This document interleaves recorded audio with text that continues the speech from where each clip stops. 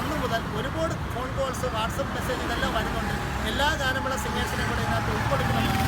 എന്നാൽ നമ്മൾ ഇതിനകത്ത് മെയിനായിട്ട് കാണിക്കുന്നത് എൻ്റെ കൂടെ ഗാനമേളയിൽ പാടിയ ഗായകന്മാരെയും ഗായികന്മാരുടെയും അവരുടെ കുടുംബവും അവരുടെ വിശേഷങ്ങളുമാണ് കാണിക്കുന്നത്. ഉറപ്പായിട്ടും ഈ ഒരു ഇത് കഴിഞ്ഞാൽ ഉടൻ തന്നെ ഒരുമാതിരിപ്പെട്ട എല്ലാ ഗാനമേള സിംഗേഴ്സിനെയും ഇതിനകത്ത് ഉൾപ്പെടുത്തുമെന്ന് ഈ ഒരു അവസരത്തിൽ ഞാൻ അറിയിക്കുകയാണ്. ഇന്ന് നമ്മൾ പോകാൻ പോകുന്നത് ധന്യ എന്ന ഒരു കലാകാരിയുടെ, എൻ്റെ കൂടെ വർഷങ്ങളായിട്ട് കാണുന്ന ഒരു ഗായികയുടെ വീട്ടിലേക്കാണ്. അപ്പോൾ നമുക്ക് ധന്യയുടെ വീട്ടിലേക്ക് പോകാം. ബാക്കി വിശേഷങ്ങൾ വണ്ടിയിൽ കയറി നമുക്ക് സംസാരിക്കാം.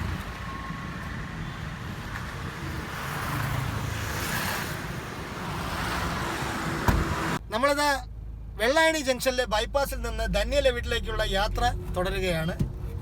അപ്പോൾ ധന്യയെക്കുറിച്ച് പറയുകയാണെങ്കിൽ, ധന്യയെ ശരിക്കും ഞാൻ പരിചയപ്പെടുന്നത്, എനിക്കൊരു ദിവസം ഫേസ്ബുക്കിൽ ഒരു വീഡിയോ സജഷൻ വന്നായിരുന്നു.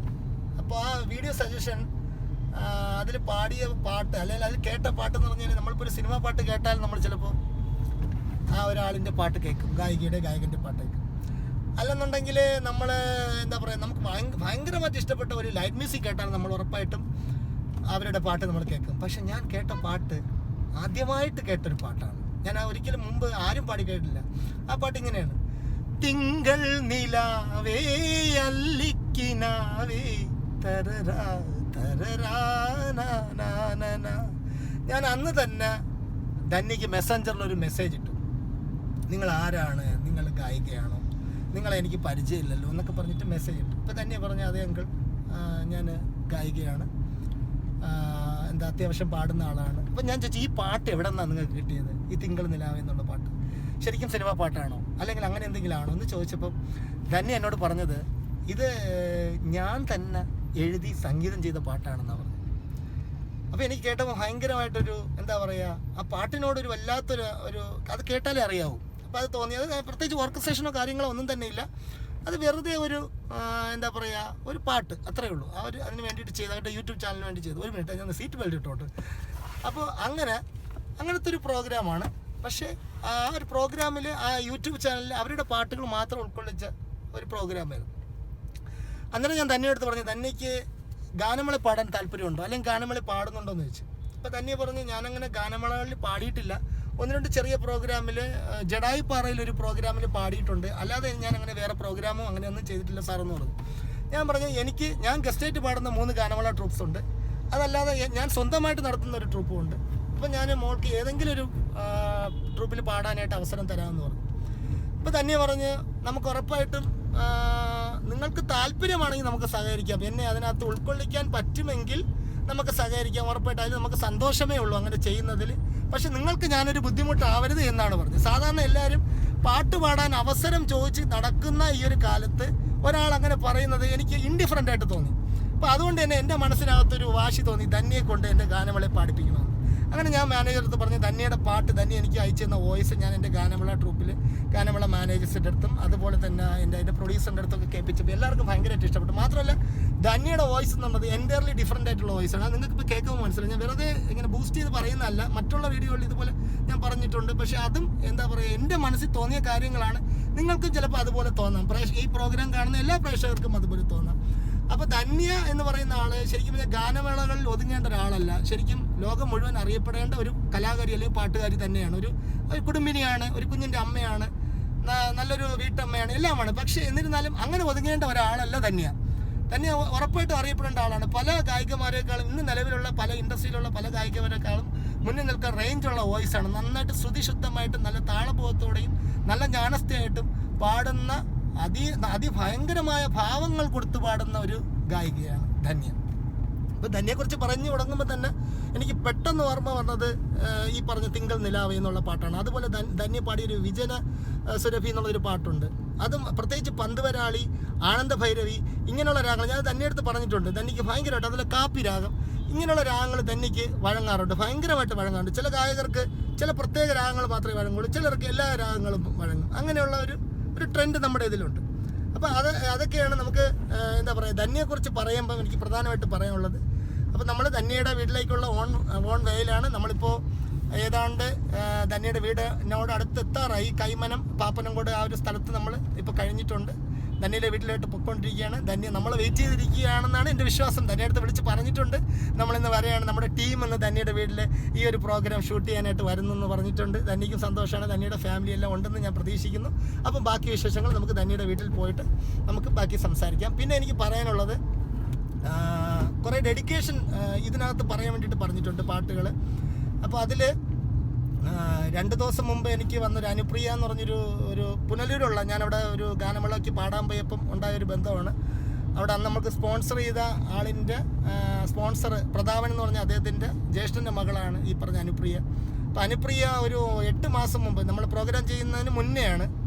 അപ്പോൾ എൻ്റെ അടുത്തൊരു റിക്വസ്റ്റ് ചോദിച്ചിട്ടുണ്ടായിരുന്നു. ഒരുപാട് പേര് റിക്വസ്റ്റ് ചോദിച്ചിട്ടുണ്ട്, പക്ഷേ എനിക്കെല്ലാം ഇന്ന് പാടാൻ പറ്റില്ല. എന്നാലും ആ ഒരു പാട്ട്, അനുപ്രിയ ചോദിച്ച ആ ഒരു പാട്ട് മാത്രം, അതിൻ്റെ ഒരു ജസ്റ്റ് 4 വരി പാടാം. നമ്മളിപ്പോൾ എൻ്റെ വീട്ടിലോട്ട് പോകണം, നിങ്ങളെ ബോറടിപ്പിക്കുന്നതല്ല. ആ പാട്ടൊന്ന് ജസ്റ്റ് കേൾക്കുക. നീ പാതി ഞാൻ പാതി കണ്ണേ അടി നീ என்று பேசாது கண்ணே நீ இல்லையே உயிர் நான் இல்லையே அடி நீயே நீ பாதி நான் பாதி கண்ணே அடி நீ என்று பேசாது கண்ணே நீ இல்லையே உயிர் நான் இல்லையே அடி நீயே நீ பாதி நான் பாதி கண்ணே അടി നീ என்று പേസാത് കണ്ണേ. നല്ല ട്രാഫിക്കിൻ്റെ ഇടയിൽ നിന്നാണ് ഞാൻ പാടുന്നത് കേട്ടോ. കാര്യം 4 ചുറ്റും വണ്ടിയാണ്. എന്താ പറയുക, ആ വണ്ടിയുടെ ഇടയിൽ നിന്നൊക്കെയാണ് നമ്മൾ ഇത്രയും റിസ്ക് ആയിട്ട് ഈ ഒരു പ്രോഗ്രാം ചെയ്യുന്നത്. പിന്നെ നമ്മുടെ പ്രോഗ്രാമിൻ്റെ പ്രത്യേകത അതാണ്. മുമ്പുള്ള എപ്പിസോഡുകളിൽ എല്ലാവരും പറഞ്ഞൊരു കാര്യം അതാണ്, നമ്മൾ ഇത്രയും ട്രാഫിക്കിൻ്റെ ഇടയിൽ നിന്ന് ഇത് ഷൂട്ട് ചെയ്യുന്നതുള്ളതാണ്. മാത്രമല്ല നമ്മളൊരു സീരിയൽ അല്ലെങ്കിൽ സിനിമ ഷൂട്ട് ചെയ്യുന്ന പോലെ വണ്ടി ഓടിച്ചുകൊണ്ടിരിക്കുമ്പോൾ തന്നെ ഷൂട്ട് ചെയ്യുന്നു അല്ലെങ്കിൽ പാടുന്നു എന്നൊക്കെയുള്ള ഒരുപാട് പ്രത്യേകത ഉണ്ട്. ഒരു ഷൂട്ട് ചെയ്യുമ്പോൾ അല്ലെങ്കിൽ വണ്ടി ഓടുമ്പോൾ ഒരുപാട് വീഡിയോസ് ഷൂട്ട് ചെയ്തിട്ടുണ്ട്. പക്ഷേ വണ്ടി ഓടിക്കൊണ്ടിരിക്കുക തന്നെ പാടുന്നത്, നമ്മൾ ഓർക്കസ്ട്ര ഇട്ട് പാടിയിട്ടുണ്ട്, മീൻസ് കരോക്കെ ഇട്ട് പാടിയിട്ടുണ്ട്. അങ്ങനെയൊക്കെ ഒരുപാട് പ്രത്യേകതകൾ അവകാശപ്പെടുന്ന പ്രോഗ്രാമാണ് VS ചാനലിൽ വന്നുകൊണ്ടിരിക്കുന്ന ഗാനമേള സിംഗേഴ്സിനോടൊപ്പം ഒരു ദിവസം എന്ന പ്രോഗ്രാം. എന്തായാലും ധന്യയുടെ വീടിന് അടുത്തെത്താറായി. നമുക്കിനി ധന്യയുടെ വീട്ടിലെ വിശേഷങ്ങൾ കാണാം. അതിനായിട്ട് നിങ്ങൾ വെയിറ്റ് ചെയ്യും. നമ്മളിത് ബൈപ്പാസിൽ നിന്ന് ധന്യയുടെ വീട്ടിൽ പോകുന്ന ഒരു ഇടവഴിയിലോട്ട് കയറിയിട്ടുണ്ട്. നമ്മൾ ധന്യയുടെ വീട്ടിൽ ഇനിയും വഴി ചെറിയ വഴിയിലാണെന്ന് തോന്നുന്നത്. നമ്മളിത് ഇപ്പോൾ ഒരു ഇടവഴി കയറി. എന്തായാലും നമുക്ക് ആ ധന്യയുടെ വീട്ടിലേക്കുള്ള ഇടവഴിയിലേക്ക് പ്രവേശിക്കാം. ഇതായത് ധന്യയുടെ വീട്ടിലേക്ക് ഉള്ള വഴിയിലോട്ട് കയറി കഴിഞ്ഞു. ധന്യയുടെ വീട് എത്താറായി. ഏതാനും നിമിഷങ്ങൾക്ക് അത് തന്നെ ധന്യയുടെ വീട്ടിലേക്ക് എത്തും. ധന്യയുടെ വീടിൻ്റെ തൊട്ടടുത്ത് വരെ എത്തിയിട്ടുണ്ട്. ഇനി ബാക്കി ധന്യയുടെ വീട്ടിലെ കാഴ്ചകൾ കാണാം.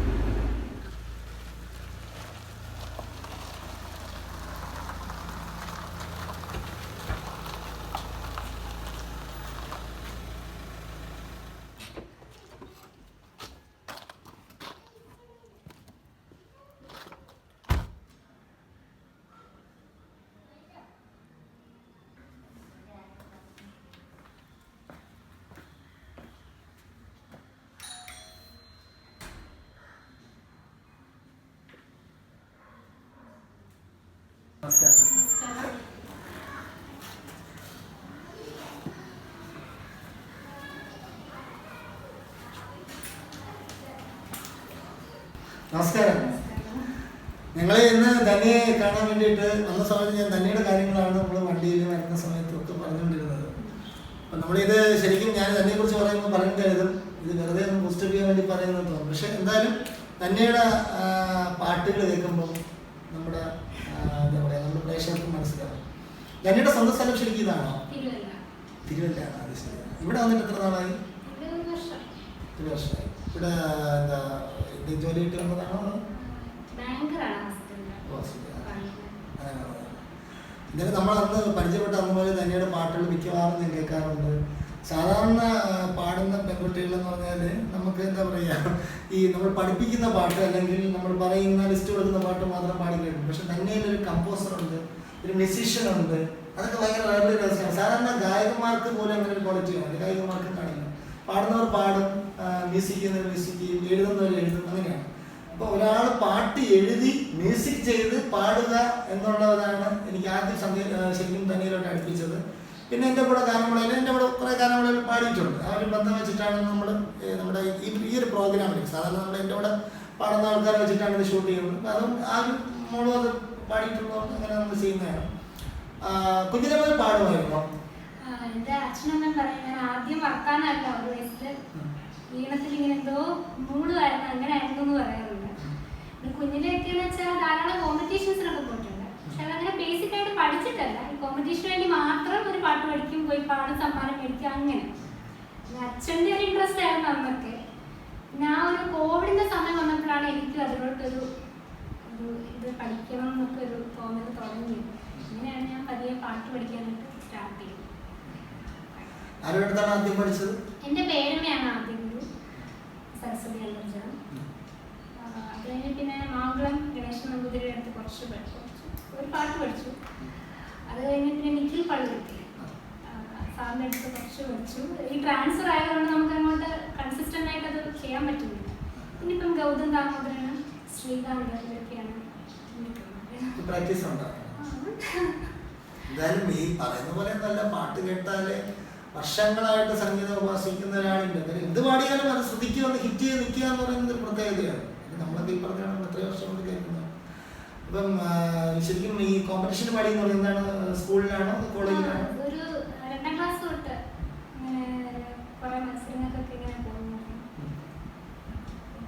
നല്ല വോയിസ് ആണ്, ഗിഫ്റ്റഡ് വോയിസ് ആണ്. അത് ഞാൻ പലപ്പോഴും ശ്രദ്ധിച്ചിട്ടുള്ള കാര്യമാണ്. അപ്പോൾ അത് ഇത് ഇങ്ങനെ മെയിൻറ്റെയിൻ ചെയ്യാനായിട്ട് വേറെ എന്തെങ്കിലും കാര്യങ്ങൾ ചെയ്യുന്നുണ്ടോ?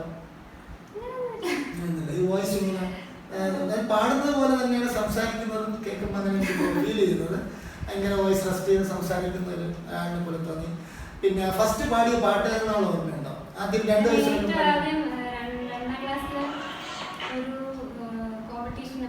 ആദ്യമായിട്ട് സ്റ്റേജിൽ കൊണ്ടിരുത്തി പാടിയ പാട്ട് ശ്രീ സരസ്വതി നമസ്തുതി അത്രയ്ക്ക് ഓർമ്മയില്ല. ഞാൻ 4ാം സ്റ്റാൻഡേർഡോ 5ാം ക്ലാസ് വരെ എന്തോ അത്ര വലിയ ആൾക്കാരുടെ കൂടെ ആയിരുന്നു അന്ന് മത്സരിച്ചത്. അന്ന് എനിക്ക് ഫസ്റ്റ് എ ഗ്രേഡ് ആയിരുന്നു. അങ്ങനെ ഓർമ്മയുണ്ട്. എന്നാലും ആദ്യം പാടിയ അല്ലെങ്കിൽ ആദ്യം കേട്ട സിനിമ പാട്ട് എന്നറിയാവോ? അങ്ങനെ ഓർമ്മയില്ല. എന്നാലും ആ ഒരു നിങ്ങളുടെ ഒരു ഏജ് ഗ്രൂപ്പിൽ സ്കൂളിൽ പഠിച്ചുകൊണ്ടിരുന്ന സമയത്ത് കേട്ട ഒരു പാട്ട്, സ്കൂളിൽ പഠിച്ചുകൊണ്ടിരുന്നപ്പോൾ കേട്ട പാട്ട് ഏതാണ് ഇഷ്ടമുള്ള ആ സമയത്തുള്ള ഒരു പാട്ട്? 7ാം ക്ലാസ്സിലൊക്കെ പഠിക്കുമ്പോൾ മറ്റേ ഒരു പാട്ടാണ് പറയാതെ അറിയാതെ നീ പോയതല്ലേ മറുവാക്ക് മിണ്ടാനതല്ലേ ഒരു നോക്കു കാണാതെ നീ പോയതല്ലേ ദൂരേക്കു നീ മാനതല്ലേ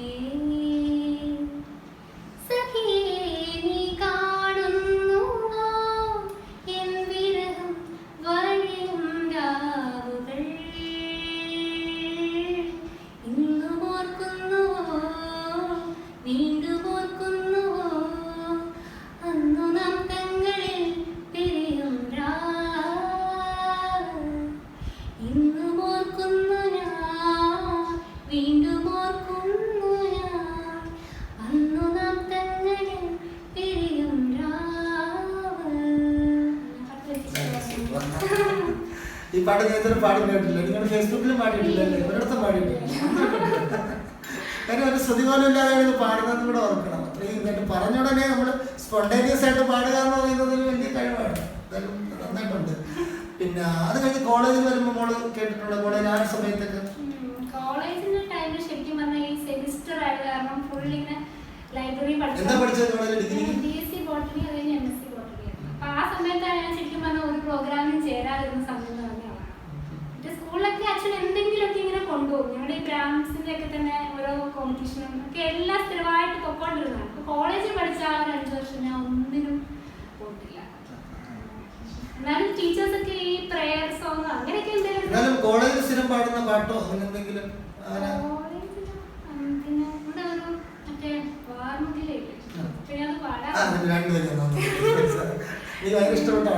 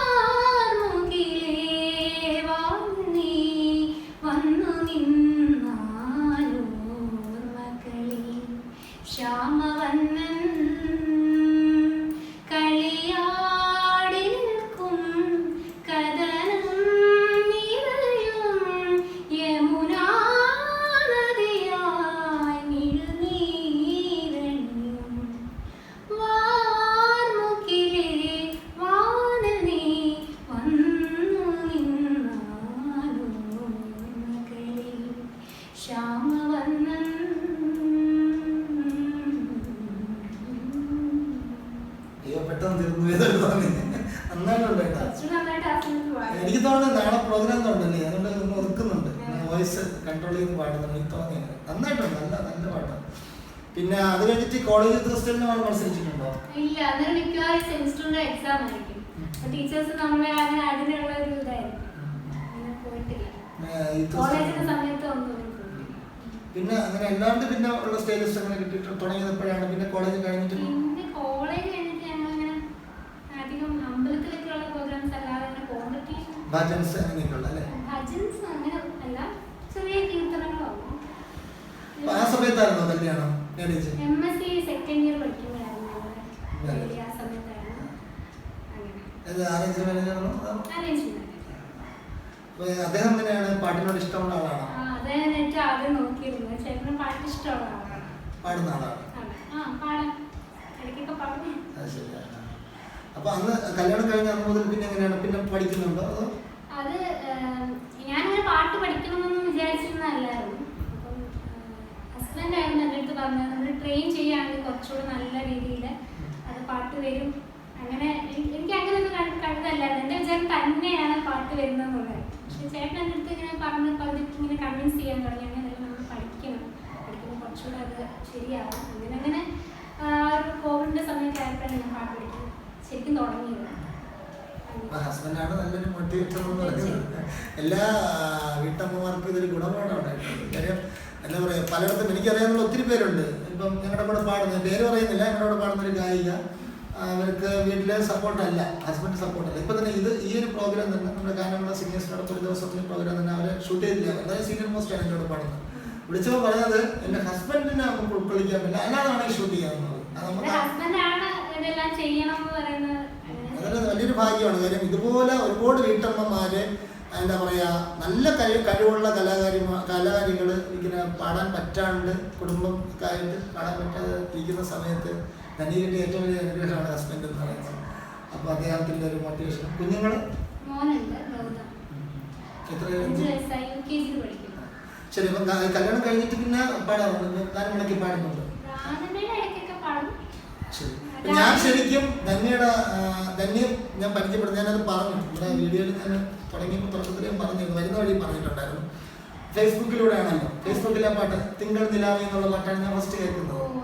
അത് വന്നപ്പോഴത്തേക്കാണ് ഞാൻ പിന്നെ തന്നെ വിളിക്കുന്നതൊക്കെ. അപ്പോൾ ശരിക്കും ഈ യൂട്യൂബ് ചാനൽ എപ്പോഴാണ് തുടങ്ങുന്നത്? ഈ കോവിഡ് സമയത്താണ്? അല്ല, അതിന് മുന്നേ ഒക്കെ സ്റ്റാർട്ട് ചെയ്തു. ഞങ്ങൾ മൈസൂരായിരുന്ന സമയത്താണ്.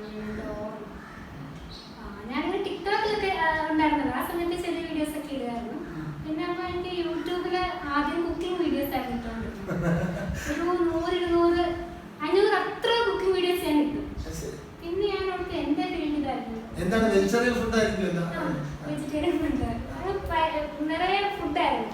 പിന്നെ എനിക്ക് കുറച്ചുകൂടെ ഇഷ്ടം, അല്ലെങ്കിൽ കുറച്ചുകൂടെ സന്തോഷം നൽകുന്ന പാട്ട് പാടുന്നു. കുക്കിംഗ് ഇഷ്ടമാണ്? കുക്കിംഗ് ഇഷ്ടമാണ്. എല്ലാം അറിയാം, എല്ലാ ഒരുമാതിരിപ്പെട്ട എല്ലാ റെസിപ്പി.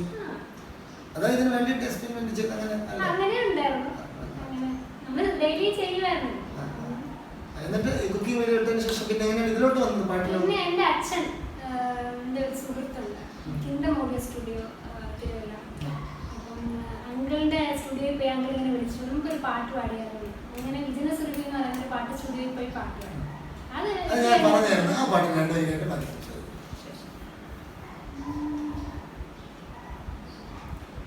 വിജന സുരഭി വാടികളിൽ അകലയെവിടെ പോനി, സജലമിഴികൾ തേടുകയായി ഹൃദയനാഥ വരൂ, വിരഹമിതലിയാനാഥം മലരുകൾ തൂകിയ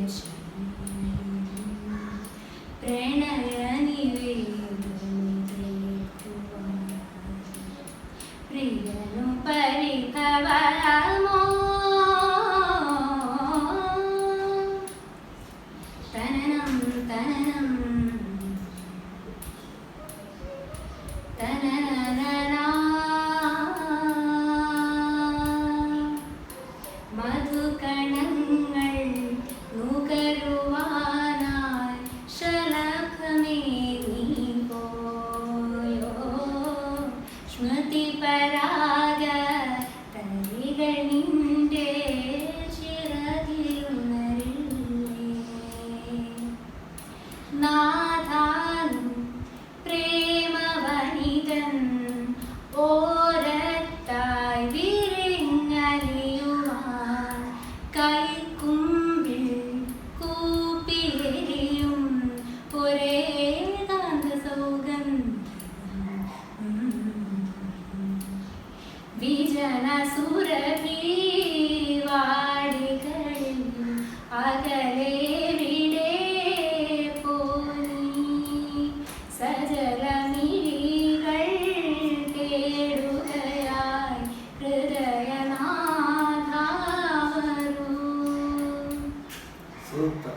ഒറിജിനൽ ഗായിക പാടി കേട്ടപ്പോൾ സത്യം ഇത് കാണുന്ന പ്രേക്ഷകർക്ക് അത് മനസ്സിലായി. നമ്മൾ വെറുതെ പറയുന്നില്ല. ഒറിജിനൽ ഇതാരെ പഠിക്കുന്ന രമ്യ നമ്പീഷൻ രമ്യ നമ്പീഷൻ ആ കുട്ടിയുടെ ഒരു സെയിം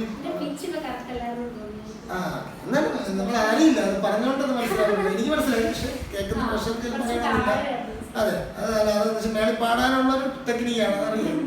എന്തായാലും എന്താ പറയാ ഈ ചില രാഗങ്ങൾ ഞാനത് പറഞ്ഞു, പന്തുവരാളി, ആനന്ദ ഭൈരവി, ഇങ്ങനെയൊക്കെയുള്ള രാഗങ്ങൾ മോൾക്ക് എങ്ങനെ ഇഷ്ടമാണെന്നാണ് അത് മോളുടെ തൊണ്ടയിൽ ശരിക്കും നന്നായിട്ട് വഴങ്ങുന്നതാണ്. ഞാൻ പല പാട്ടുകൾ പറഞ്ഞിട്ടില്ലേ, ശബരിമലയിൽ തങ്ക സൂര്യ, അതൊക്കെ ഞാൻ പറഞ്ഞില്ലേ. അപ്പം അത് എനിക്ക് തോന്നിയൊരു കാര്യം, മോളുടെ എന്താ പറയുക മോളുടെ ത്രോട്ടിൽ ചില രാഗങ്ങൾ ഭയങ്കരമായിട്ട് അതെനിക്ക് തോന്നുന്നു മോൾക്ക് അറിയില്ല എന്നുള്ളതാണ്. അതായത് പ്രത്യേകിച്ച് പന്തവരാളി, ഇപ്പൊ കണ്ടില്ലേ പന്തവരാളി, അതുപോലെ തന്നെ ചില പാട്ടുകൾ മോളുടെ വോയിസിൽ കേൾക്കുമ്പം നമുക്ക് ഭയങ്കര ഒരു വല്ലാത്തൊരു എന്താ പറയുക, ഇത് തന്നെ ഇപ്പോൾ വേറൊരു ഡിവോഷണൽ ഫീലാണ്. ഇത് അങ്ങനത്തെ ഒരു പാട്ടല്ല, എന്നാൽ പോലും നമുക്ക് ഭയങ്കര ഒരു ഭക്തി കലർന്നു. അത് ആളിന് ഭക്തി ഉള്ളതുകൊണ്ടാണോ എന്ന് എനിക്കറിയാം. പക്ഷേ ഭക്തിഗാന സുധകൾ അങ്ങനെ ഗാനമേള ഭക്തിഗാന സുധകൾ കച്ചേരി ചെയ്യാറുണ്ടോ?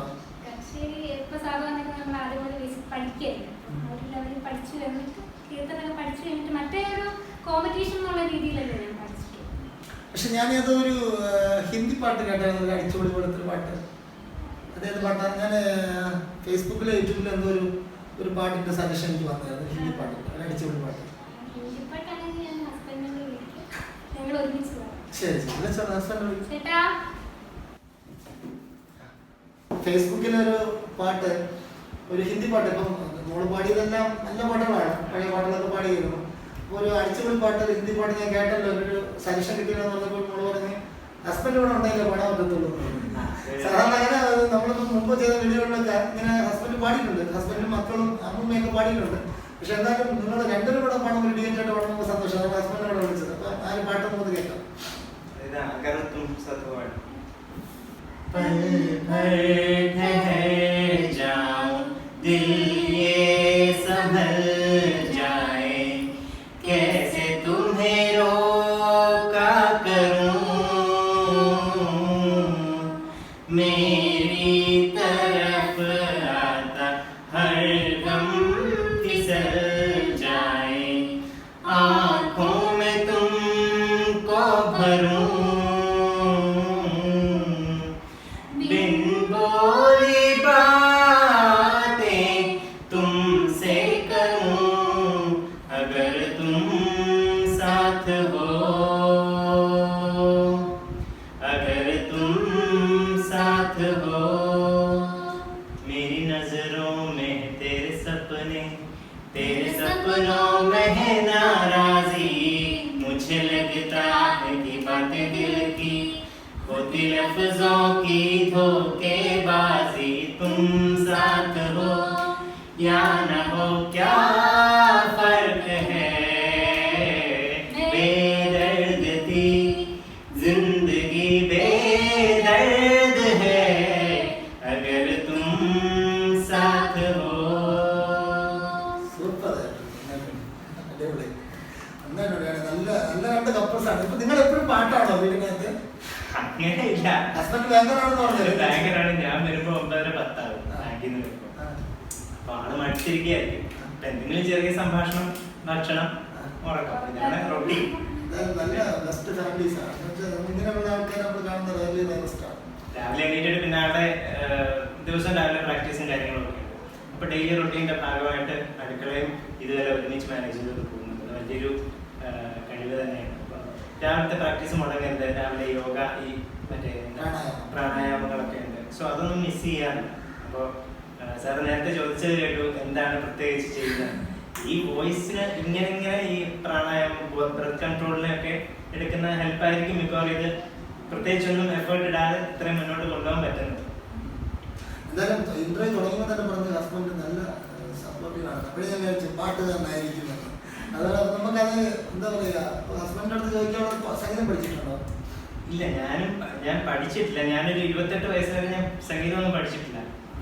പക്ഷേ ഈ പറയുന്ന പോലെ എപ്പോഴും ഒരു സമയത്ത് ഞാൻ ഈ സഹസ്രനാമങ്ങളൊക്കെ ചൊല്ലുന്നത്, ലളിത സഹസ്രമായിക്കോട്ടെ വിഷ്ണു സഹസ്രനാമമായിക്കോട്ടെ, ഇതൊക്കെ ചൊല്ലുമ്പോൾ ഞാനൊരു സ്ഥലത്ത് ഒരു അമ്പലത്തിൽ പോയി ഒരു ദക്ഷാർണയ്ക്ക് ചൊല്ലിയപ്പോൾ ഒരു ചേട്ടൻ എൻ്റെ അടുത്ത് ചോദിച്ചു, എൻ്റെ അടുത്ത് എൻ്റെ അച്ഛൻ്റെ അടുത്ത് ചോദിച്ചു, ഇദ്ദേഹത്തെ ശാസ്ത്രീയ സംഗീതം പഠിപ്പിച്ചിട്ടുണ്ടോ എന്ന് ചോദിച്ചു. അപ്പം അച്ഛൻ എൻ്റെ അടുത്ത് പറഞ്ഞു, മോനെ അതൊന്നും ചെയ്തിട്ടില്ലല്ലോ, എന്നാൽ മോനോട് പോയി പഠിക്കല്ലോ. ആ സമയത്ത് ഞാൻ എറണാകുളത്താണ്. അപ്പം തൊട്ടടുത്ത് പരിചയത്തിൽ ഒരാൾ പറഞ്ഞു തന്നു, നിഖിൽ എന്ന് പറയുന്ന ഒരു സാറുണ്ട്, അദ്ദേഹം അറബി കോളേജിൽ നിന്നൊക്കെ പാസ് ഔട്ട് ആയത്, വളരെ പ്രമുഖനായ ഒരു മ്യൂസീഷ്യനാണ്, ഡെവലപ്പിംഗ് ആണ്, യങ് ആണ്. അപ്പോൾ അദ്ദേഹത്തിനടുത്ത് പോയി പഠിക്കാനുള്ളൊരു ഇതുണ്ട്. അപ്പം ഞാനും ചെറുതായിട്ട് പോയി പഠിച്ചു. ബട്ട് ജോലിപരമായ ഇത് കാരണം നമുക്ക് ട്രാൻസ്ഫർ വന്നു. പിന്നെ ഇപ്പോൾ സമയം കിട്ടാറില്ല പ്രാക്ടീസ് ചെയ്യാനായിട്ട്. ഇപ്പോൾ ഫോക്കസും കുറച്ച് കുറഞ്ഞിട്ടുണ്ടെന്ന് പറയാം. അപ്പോൾ ഞാൻ പാട്ടുകാരനൊന്നുമല്ല, പാട്ട് കേൾക്കും. വൈഫ് പഠിപ്പിക്കാറില്ല, വൈഫ് പഠിപ്പിക്കില്ല എന്ന് തന്നെ പറഞ്ഞ ആളാണ്. ഞാൻ ആദ്യം ഇങ്ങനെ ചോദിച്ചോളൂ, എനിക്കൂടെ കുറച്ചൊക്കെ പറഞ്ഞു തരായിരുന്നു. അപ്പോൾ പറഞ്ഞു, അല്ല, ഒരു ഗുരുമുഖത്തിൽ നിന്ന് പഠിക്കുന്നതാണ് ഏറ്റവും നല്ലത്, അങ്ങനെ തന്നെയാണ് വേണ്ടത്, ഞാൻ ഗുരു അത്രയൊന്നും വലുതായിട്ടില്ല എന്ന് പറഞ്ഞു. സോ ആ ഒരു കൺസെപ്റ്റ് കാരണം ഞാൻ പിന്നെ വിചാരിച്ചു ഓക്കെ. നല്ലൊരു മോട്ടിവേറ്റർ ആണ് അല്ലേ? ഇടയ്ക്ക് ഞങ്ങളുടെ ഒരു പ്രോഗ്രാം ഉണ്ട്, ഞാൻ തന്നെ പാടുന്ന അടുത്ത പ്രോഗ്രാം, അതിൽ നിങ്ങളുടെ മകനും പാടുന്നു. ശരിക്കും മകൻ ഞങ്ങളുടെ കൂടെ ആദ്യമായിട്ടാണ് പാടുന്നത്, ഫസ്റ്റ് പ്രോഗ്രാം. അപ്പം മകൻ പാടുന്ന പാട്ട് നമ്മൾ കേട്ടിട്ടുണ്ട്. അപ്പം ഞാനത് പാട്ട് ലിസ്റ്റിൽ ഉൾക്കൊള്ളിച്ചിട്ട് മകനെ പഠിപ്പിക്കണമെന്നിപ്പം അമ്മ തന്നെയാണ് പഠിപ്പിക്കുന്നത്. ഞാൻ ഫോണിലൂടെ കേട്ടായിരുന്നു, കേട്ടായിരുന്നു മോൻ കൂടെ പാടുന്നത്. നല്ല രസമായിട്ട് എനിക്കത് ഫീൽ ചെയ്തായിരുന്നു. നല്ലൊരു എന്താ പറയുക സംഗീത കുടുംബം തന്നെയാണ്. പിന്നെ അതുകൊണ്ട് ഹസ്ബൻഡിന്റെ പേരെന്താണ്? ശരി, എൻ്റെ പേര് വിജയ് വിഷ്ണു. വിജയുടെ പിന്നെ ഞാൻ കേട്ടിട്ടുള്ള പാട്ടുകളെല്ലാം എന്താ പറയുക, ഹിന്ദി പാട്ടുകളൊക്കെ ഉണ്ടെങ്കിലും മലയാളം പാട്ട് ശരിക്കും പാടുന്നില്ല. മലയാളം പൊതുവെ കുറവാണ്. ഈ സംഗീതം അഭ്യസിച്ചിട്ടില്ലാത്തതുകൊണ്ടായിരിക്കും മലയാളം പാട്ടുകൾ അത്രയ്ക്ക് ഞാൻ പ്രാക്ടീസ് ചെയ്യാത്തത്. എന്നാലും സംഗീതം അഭ്യസിക്കാത്ത ആൾ ഹിന്ദി പാട്ട് പാടുന്നത് പറഞ്ഞാൽ ഞാൻ കേട്ടിട്ടുള്ള ഏകദേശം പാട്ട് യൂട്യൂബിൽ തന്നെയുടെ ഹസ്ബൻഡ് വിജയ് പാടുന്ന പാട്ടുകളെല്ലാം ഞാൻ കേട്ടിട്ടുള്ള എല്ലാം ഹിന്ദി പാട്ടുകളാണ്. കോമ്പറ്റീഷൻ അല്ല, അത് ഈ പറയുന്ന യൂത്ത് ഫെസ്റ്റിവൽ. പിന്നെ എനിക്ക് തോന്നിയൊരു കാര്യം എന്ന് പറഞ്ഞാൽ ഇദ്ദേഹത്തിന്റെ ശബ്ദം ഹിന്ദി പാട്ടുകൾ ഭയങ്കര ആപ്റ്റായിട്ടുള്ള ഒരു വോയിസ് ആണ്. ഞാൻ പലപ്പോഴും ശ്രദ്ധിച്ചിട്ടുണ്ട്. അപ്പൊ അതുകൊണ്ട് തന്നെ എനിക്ക് ഇദ്ദേഹത്തിന്റെ ശബ്ദത്തിൽ നിന്ന് ഒരു മലയാളം പാട്ട് കേൾക്കണമെന്നൊരാഗ്രഹം. കാര്യം ചിലപ്പോൾ നമ്മുടെ ഒരു വീഡിയോയ്ക്ക് അല്ലെങ്കിൽ നമ്മുടെ ഈ ചാനലിൽ കിട്ടുന്ന ഒരു കാര്യമായിരിക്കും. കാരണം വേറെ ഒരിടത്തും നമ്മുടെ യൂട്യൂബ് ചാനലൊന്നും മലയാളം പാട്ട് പാടിയിട്ടില്ല. അപ്പോൾ ഒരു മലയാളം പാട്ട്, ഒരു സോളോ, ഒരു മലയാളം പാട്ട് പാടി കേൾക്കാൻ ഇഷ്ടമുള്ളൊരു പാട്ട്.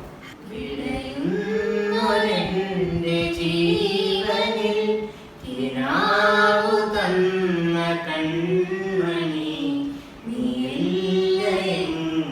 നീയെങ്കിലെന്നിലെ പ്രകാശമില്ലിനി നീരു പെയ്ത മാറിയിൽ കെടാതെ കാത്ത പുഞ്ചിരി നീയെന്നൊരാ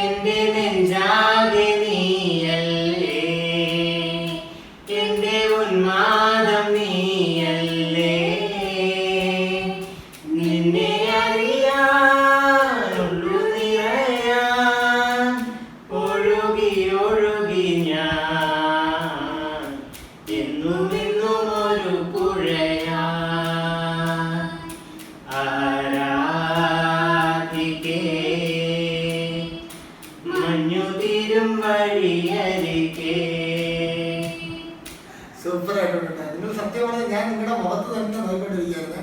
രണ്ടുപേരും നമ്മൾ ഈ എന്താ പറയാ റെക്കോർഡിംഗ് സ്റ്റുഡിയോയിൽ വരുന്നത് പോലെ നിങ്ങൾ മുഖത്തെ എക്സ്പ്രഷൻസ് മാത്രമല്ല, നിങ്ങൾ തമ്മിലിരുന്ന് പ്രണയിക്കുകയാണ് നമ്മുടെ വീഡിയോയിൽ.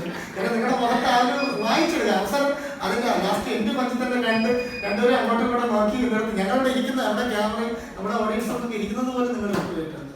ശരിക്കും ഇവിടെ നിന്ന് വേറെ ആരെങ്കിലും വീട്ടില് അമ്മ വിളിക്കോ? അമ്മ നമസ്കാരം.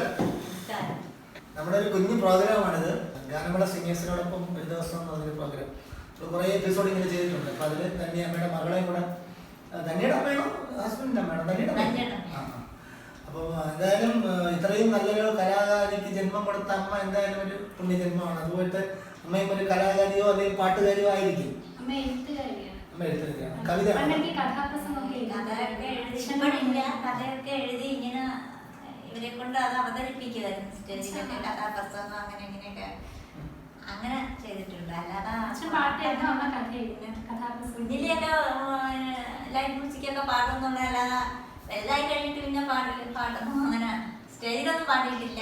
മോള് 2 വയസ്സ് മുതൽ പാടുന്ന കുഞ്ഞിന്റെ മുതലെന്ന് പറഞ്ഞാൽ സംസാരിക്കാൻ തുടങ്ങുമ്പോ മുതൽ നമ്മള് ഈ പൂവൊക്കെ കാണിച്ചു കൊടുക്കുമ്പം അത് തന്നെ ഒരു പാട്ട് പോലെയാ പറയുന്നത്. അച്ഛനെടുത്തോണ്ട് പോകുമ്പോ പൂവേ പൂവേ പൂവ ചാരി താളത്തിലടങ്ങ് പാടും. അപ്പൊ കേൾക്കണമെന്നൊക്കെ കൗതുകം. ഇപ്പോഴും ഇങ്ങനെ പശുവിനെ കാണിച്ചു കൊടുത്താൽ അതും ഒരു പാട്ട് പോലെ അങ്ങ് പാടും. അങ്ങനെ പറഞ്ഞു വന്നപ്പോ പേരമ്മ മ്യൂസിക് ടീച്ചറായിരുന്നു. അപ്പൊ അടുത്ത ആളുള്ളത് കാരണം പിന്നെ അവിടെ പോയി കുറച്ച് പഠിച്ചു. നല്ല അടിത്തറയിട്ടുള്ള പഠിത്തമൊന്നും പഠിച്ചിട്ടില്ല. പിന്നെ 2ാം ക്ലാസ് മുതൽ കോമ്പറ്റീഷനൊക്കെ പോയി തുടങ്ങി. സ്കൂളിൽ ഈ ശാസ്ത്രീയ സംഗീതത്തിനൊക്കെ പോയി ഫസ്റ്റ് മേടിച്ചിട്ടുണ്ട്. അപ്പൊ കൂടുതൽ താല്പര്യമായി അച്ഛന്. മോക്ക് താല്പര്യം വലുതായിട്ടില്ലായിരുന്നു. പിന്നെ മോളെ ഇങ്ങനെ പറഞ്ഞ് നിർബന്ധിച്ച് ഇങ്ങനെ പേരമ്മേരെ അടുത്ത് വിടും. പേരമ്മ പറയും കഴിവുള്ള കുട്ടിയാണ്, ഇനി വന്നാൽ ഞാൻ പക്ഷെ പോകത്തില്ല, പഠിക്കാൻ പോകത്തില്ലായിരുന്നു. അങ്ങനെ അച്ഛൻ നിർബന്ധിച്ച്, ഞങ്ങളൊക്കെ നിർബന്ധിച്ച്, അന്ന് താല്പര്യം ഇല്ലാതെ അച്ഛനും അമ്മയ്ക്കും വേണ്ടിയിട്ട് ചെയ്തിട്ടുള്ള കാര്യം ഇപ്പൊ സ്വയം താല്പര്യം വന്ന് പഠിച്ചു തുടങ്ങി. അപ്പോഴും അതിൻ്റെതായ ഗുണങ്ങൾ വന്നു. അമ്മയെ കേട്ട് അതുപോലെ അന്ന്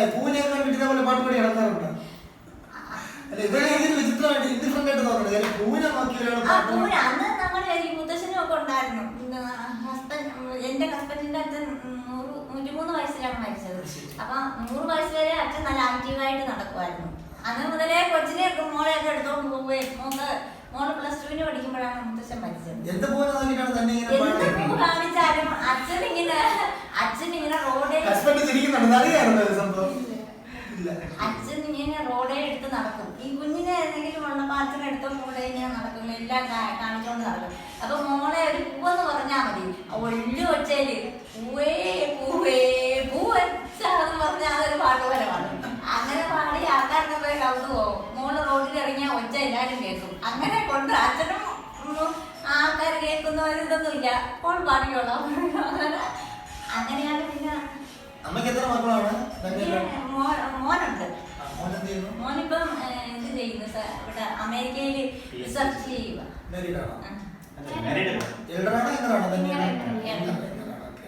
എന്തായാലും ഇപ്പം അമ്മയെ പരിചയപ്പെട്ടപ്പോൾ തന്നെക്കാളും സ്മാർട്ടാണ് അമ്മ.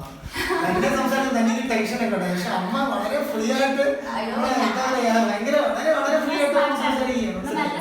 പിന്നെ അമ്മ ശരിക്കും ഞാൻ ചോദിക്കുന്നത്, ഈ മോള് എന്തായാലും ബോൺ ടാലന്റാണ്, ഒരു സംശയമുണ്ട്.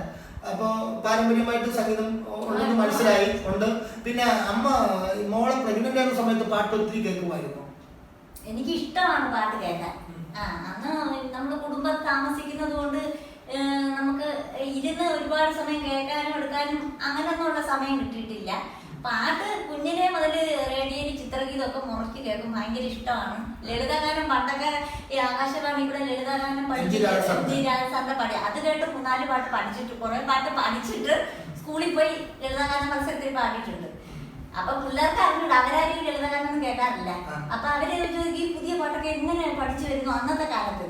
അപ്പൊ ഞാൻ ഇതില് 4 വരി വെച്ച് അവരതില് പറഞ്ഞ് പഠിപ്പിച്ചു കൊടുക്കും. നമുക്ക് എത്ര പാടാൻ അറിവില്ലെങ്കിലും നമ്മൾ അത് കേൾക്കുമ്പോൾ പഠിച്ചു പോകും. കാരണം അതുപോലെ അങ്ങ് സ്ലോയില് ഓരോ വരിയും പറഞ്ഞ് അങ്ങനെ പഠിപ്പിക്കുക. അങ്ങനെ ഞാൻ കുറെ പാട്ടൊക്കെ പഠിച്ചിട്ടുണ്ട്. പക്ഷെ അതുപോലെ ഇപ്പോഴത്തെ രീതിയിൽ സംഗതികളും കാര്യങ്ങളൊന്നും അന്ന് നമ്മൾ പാടണേൽ നോക്കത്തില്ല, ഇല്ലല്ലോ, കാര്യങ്ങളൊന്നും ഇല്ലല്ലോ. അപ്പൊ അന്നത്തെ സൂപ്പർ വാട്ടർ ഉണ്ട് ഇതൊക്കെ തന്നെ.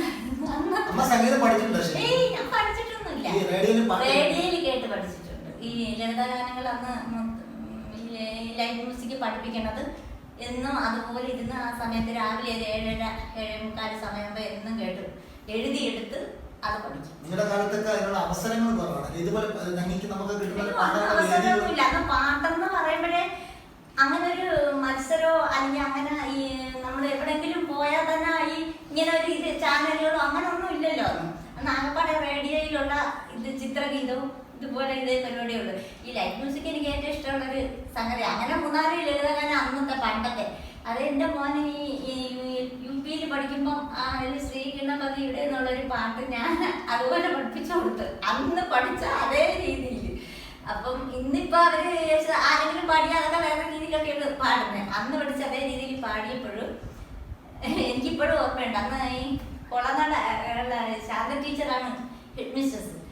ഇവന്റെ പാട്ട് കേട്ടിട്ട് ടീച്ചർ പറഞ്ഞു, ഓ മോൻ എന്ത് ഭംഗിയായിട്ട് പാടിയെന്ന്.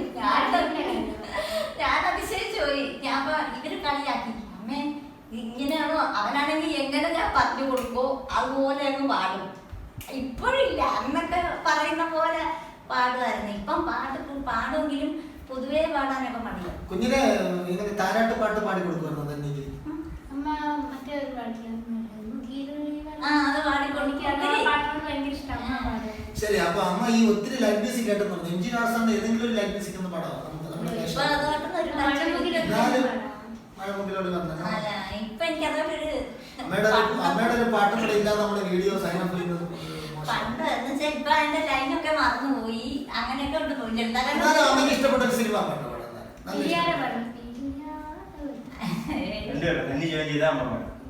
പണ്ടത്തെ ഒരു 4 വരി ലളിതഗാനം പാടണമെന്നുണ്ടായിരുന്നു. പക്ഷെ ഇപ്പോഴ് അതൊക്കെ ആരെങ്കിലും കേട്ട് കഴിഞ്ഞാൽ അതൊന്നും കുഴപ്പമില്ല.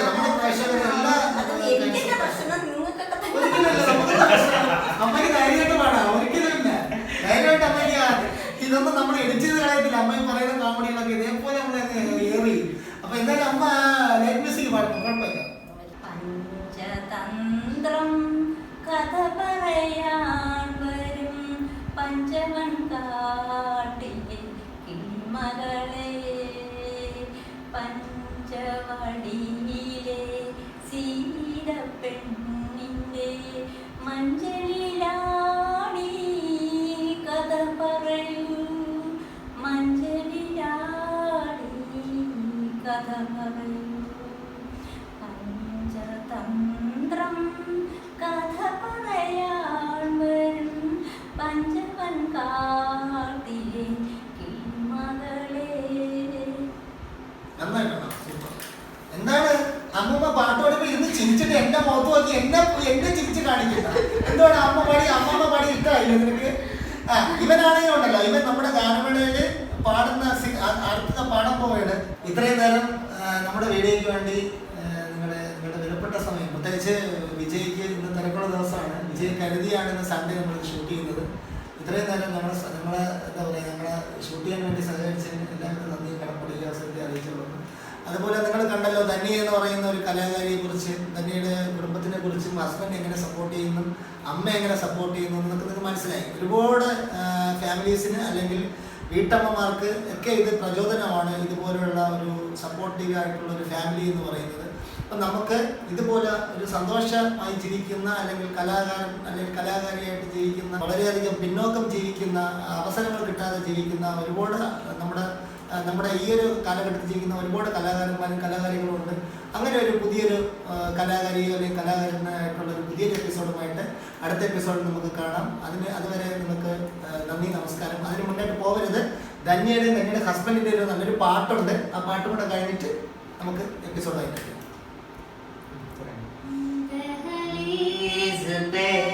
मेरे दिल की जो रखे है तूने करम, तेरे नाम पे मेरी जिंदगी लिख दी मेरे हमदम। हाँ सीखा मैंने जीना, जीना कैसे जीना, हाँ सीखा मैंने जीना मेरे सीखा कभी जीना जीना कैसे जीना, ना सीखा जीना तेरे बिना हमदम।